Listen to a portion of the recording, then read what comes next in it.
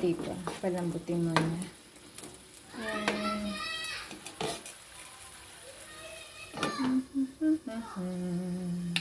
Ilalagay ko na yung kamatis.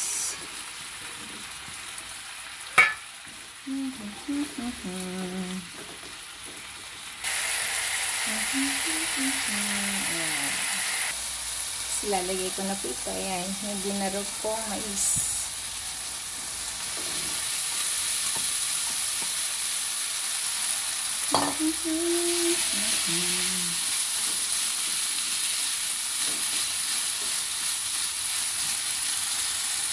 I have to put water.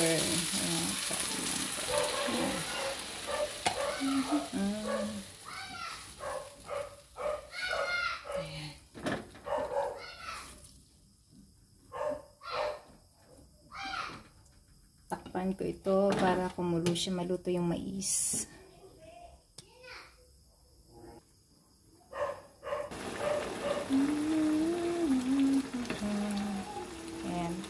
Paluto ang mais.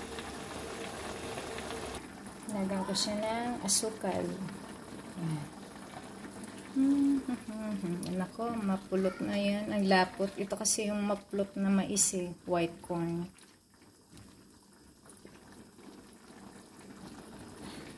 Guys, ang isinama ko sa kanya is okra. Tapos may isang sili. Ayan, ang cute na sili. Wala na ako ibang sili.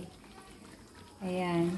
Instead na dahon ng sili, ang isinama ko ay okra. Paborito ko ang okra eh. Own version ko to eh, palibasa homemade. Takpan ko lamang siya, pakuluin ng konti, minuto. Ayan. Para maluto yung okra. Ayan. Pakita lang ako guys ha. Ayan, hindi pa luto yung niluluto ko. Wait mo na ha. Ayan, nandito na guys, yung niluluto ko. Ayan. Luto na. Ayan. Sasaling ko lang sa bowl. Ayan. Ang nilagay ko dyan na sising asukal instead na seasoning. Ayan, sarap niyan guys.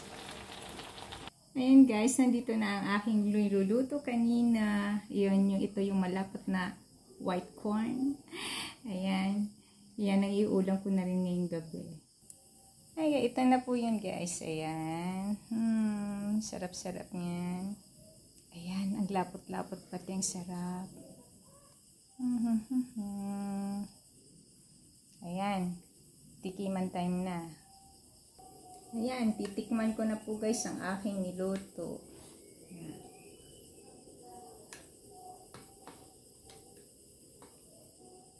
Oh, mainit. Kain tayo guys.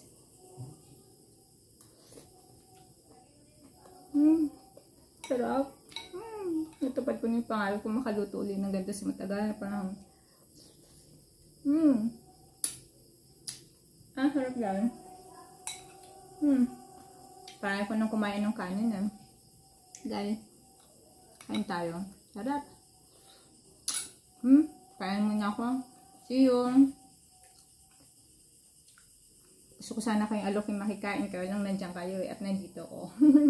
Ikakain ko na lang kayo. Bye.